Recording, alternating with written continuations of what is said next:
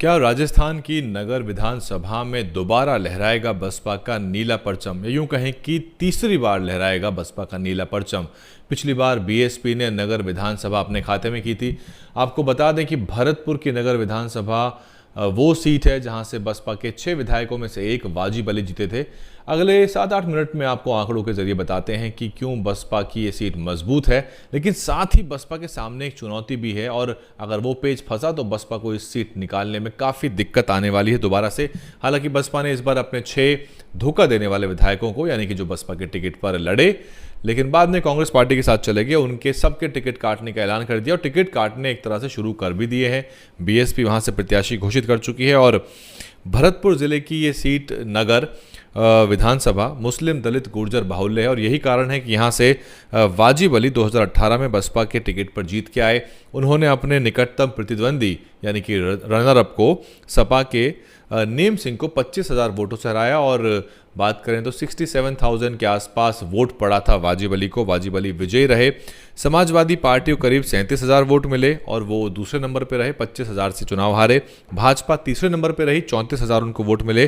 Congress party को भी 31,000 vote मिले। तो ध्यान से देखें अगर आप तो इसमें पाएंगे कि दूसरे, तीसरे और चौथे नंबर पे अमूमन वोट लगातार आपस में बटा है, लेकिन क्योंकि विनिंग मार्जिन ज़्यादा था और ये वोट बटने का कारण है कि सीधे तौर पे बसपा यहाँ जीत गई। अगर यहाँ कांग्रेस अंडर परफॉर्म करती तो यहाँ वोट किसी और पार्टी को, सपा या भाजपा को ज़्यादा जा सकता था, या अगर यहाँ सपा, क्योंकि सपा का दूसरे नंबर पे इतना वोट लेना ये एक बहुत ही एक तरह से कह सकते हैं आप रेयर फिनोमिना है। राजस्थान में अमूमन सपा इतना वोट लेती नहीं है। इक्का दुक्का ही ऐसी सीट है जहाँ पर समाजवादी पार्टी अच्छा खासा वोट ले लेती है और ये उन सीटों में से एक है। नगर की जो सीट है 2013 के चुनाव में भाजपा की अनीता सिंह गुर्जर को जीत मिली थी, जिनको तीसरे नंबर पे धकेल दिया वाजिब अली ने। तब वाजिब अली जो हैं वो किरोड़ी लाल मीणा की पार्टी में थे। आपको याद होगा किरोड़ी लाल मीणा की जो पार्टी थी उन्होंने नेशनल पीपल्स पार्टी एनपीपी, उसका बाद में उन्होंने विलय कर लिया और वो बीजेपी के साथ चले गए, राज्यसभा पहुंच गए वगैरह वगैरह, आप सारी कहानी जानते हैं। और चुनाव लड़ा था लेकिन वो चुनाव हार गए थे। 1998 की बात करें तो बीएसपी यहाँ से तब भी जीती थी। 1998 में बीएसपी के मोहम्मद माहिर आज़ाद ने बसपा का परचम 1998 में नगर विधानसभा में लहराया था और बसपा अब इस बार अगर जीतती है तो बसपा की ये तीसरी जीत होगी इस विधानसभा में। नगर विधानसभा में बात करें तो कुल मिला के 2.5 लाख मतदाता हैं, जिनमें से मुस्लिम 50,000 हैं, दलित 45,000 और गुर्जर जाति के भी 45,000 ही लगभग वोट हैं। इसीलिए यहाँ पर अगर एक पार्टी मुस्लिम प्रत्याशी देती है तो दूसरी पार्टी गुर्जर प्रत्याशी देके उसको बैलेंस करने की कोशिश करती है।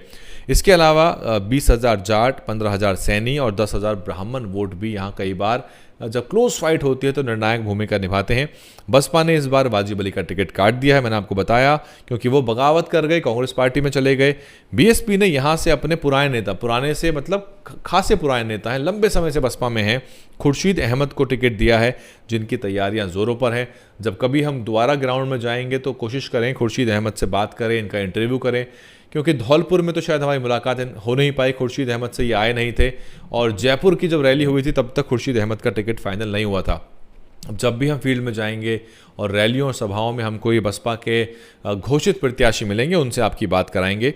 भाजपा कांग्रेस ने अभी तक अपने उम्मीदवार नगर विधानसभा से नहीं दिए हैं और इस बार आम आदमी पार्टी, आज़ाद समाज पार्टी भी अपने चुनाव मैदान में प्रत्याशी उतारेगी। साथ ही आरएलडी भी यहाँ प्रत्याशी उतारेगी। आरएलडी भी जो ये इलाका है उत्तर प्रदेश से लगा हुआ, हरियाणा से लगा हुआ, यहाँ पे कई विधानसभाओं में अपने प्रत्याशी उतारती है। और मैं आपको बता दूं कि 2018 के विधानसभा चुनाव में मैं नगर विधानसभा गया था, एक बार नहीं 2 बार गया था। बन्नाराम, माफ़ कीजिएगा, वाजिब अली की जो सभाएं वो कवर की मैंने, जनता से बात की। वाजिब अली जो हैं वो ऑस्ट्रेलिया से संबंध है उनका, ऑस्ट्रेलिया में उनका शिक्षा का के क्षेत्र में वो कार्य करते हैं, लेकिन बसपा ने इस बार खुर्शीद अहमद को टिकट दिया। खुर्शीद अहमद से बात करेंगे, बाकी प्रत्याशियों से बात करेंगे। लेकिन सवाल यह है कि अगर कांग्रेस पार्टी यहाँ से वाजिब अली को टिकट दे देती है तो फिर पेचीदी स्थिति पैदा हो जाएगी, क्योंकि कांग्रेस पार्टी क्योंकि तब भाजपा गुर्जर प्रत्याशी मैदान में उतारेगी और क्योंकि बैलेंस करना है भाजपा को, तो भाजपा चाहेगी कि जो गैर मुस्लिम वोट है वो कंसोलिडेट हो जाए, उसमें गुर्जर दलित भी वो चाहेगी। लेकिन बसपा के पास चुनौती ये है कि बसपा जब नया प्रत्याशी मैदान में उतारे जो कि मुस्लिम प्रत्याशी है, तो क्या उतना वोटर बसपा के साथ आता है, और उसमें अग्नि परीक्षा होगी, टेस्ट होगा बसपा का भी और वाजिब अली का भी। कितना वोट बसपा के सिंबल का वोट है और कितना वोट वाजिब अली का अपना निजी वोट है, कितना वोट वाजिब अली अपने साथ ले जाते हैं और कौन सी पार्टी से उनको टिकट मिलता है, ये बहुत महत्वपूर्ण है। और वोटों का विभाजन होगा, दलित मुस्लिम वोट बटेगा अगर भाजपा यहाँ से गुर्जर प्रत्याशी देती है, क्योंकि बसपा का मुस्लिम प्रत्याशी पहले ही मैदान में है, और अगर यहाँ कांग्रेस पार्टी मुस्लिम प्रत्याशी देती है तो फिर बीजेपी की जीत की संभावना यहाँ बढ़ जाएगी। रामजी गौतम, आकाश आनंद राजस्थान में अपनी गतिविधियाँ बढ़ाए हुए हैं, पदयात्रा हो रही हैं, रैलियाँ निकल रही हैं, कई सभाएँ हो चुकी हैं। धौलपुर से एक यात्रा की शुरुआत करके 3-4 हज़ार किलोमीटर की यात्राएं आकाश आनंद राजस्थान में कर चुके हैं, और इसमें लगातार जनसमूह देखने को मिला। टिकट पाने वाले संभावित उम्मीदवार भी आपको इसमें लगातार दिखाई दिए। भाजपा की तरफ से प्रधानमंत्री, गृह मंत्री, कानून मंत्री अर्जुन मेघवाल, जल शक्ति मंत्री शेखावत की भी रैलियां लगातार हो रही हैं। तो देखिए, तैयारियों के मामले में, संसाधन और पैसा खर्च करने के मामले में और मेहनत करने के मामले में भाजपा सबसे अव्वल है। भाजपा की गतिविधियां सबसे पहले, सबसे ज़्यादा और सबसे सघन होती हैं। भाजपा अपने बड़े से बड़े नेता को ज़मीन पर उतार देती है, और यही कारण है कि भाजपा की जो राजनीति है उसमें भाजपा सारे आयाम तलाशती है, मीडिया से लेकर IT सेल और सब साम दाम दंड भेद के जरिए भाजपा चुनाव लड़ती है।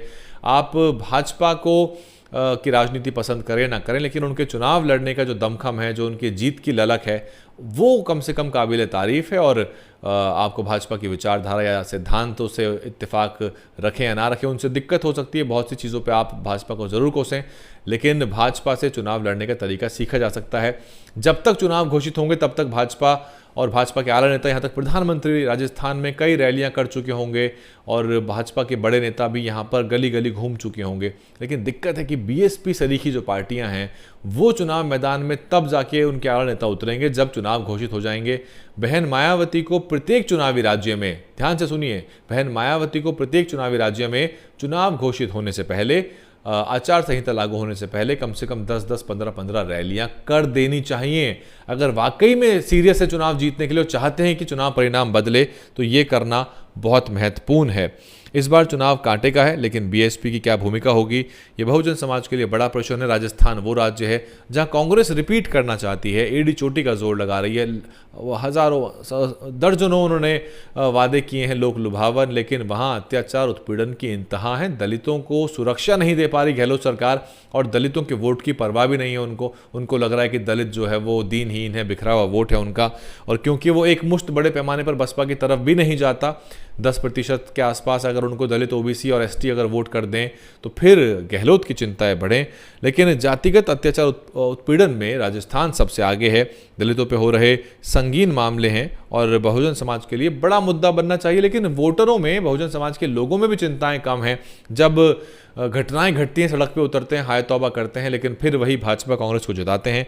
और वो मुफ्त की योजनाओं की जो झड़ी है, जो भाजपा कांग्रेस की जो बाइनरी है, दोनों के बीच में फुटबॉल बनते हैं, और एक बार कांग्रेस तो भाजपा, फिर कांग्रेस तो भाजपा, इस तरह सरकारों को बदलते रहते हैं और चुनाव दर चुनाव रोते हैं, परेशान होते हैं, और कभी भी अपनी ताकत वोटों के रूप में, सरकारों के रूप में, विधायकों की संख्या के रूप में पैदा नहीं कर पाते।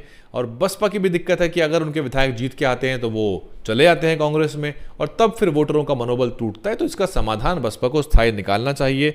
अत्याचार, उत्पीड़न, मुसलमानों के साथ धार्मिक भेदभाव की घटना भी यहाँ निकल के आई। कांग्रेस के लिए चिंता बन सकती है अगर ये मुद्दे बड़े बने, लेकिन ये मुद्दे बड़े नहीं बन पाते। डियर हिंदी पे इतना ही। 8-9 मिनट की रिपोर्ट के पूरे विश्लेषण पे आपको क्या कमेंट करनी है, क्या सोचते हैं, क्या नगर विधानसभा बसपा जीतेगी या पेज फंस सकता है, सब कुछ कमेंट करके बताइए, शेयर करिए इस वीडियो को। धन्यवाद। DNN हिंदी को सब्सक्राइब करने के लिए दबाएं लाल रंग का सब्सक्राइब बटन और घंटी का बटन दबाकर ऑल नोटिफिकेशन पर क्लिक करें।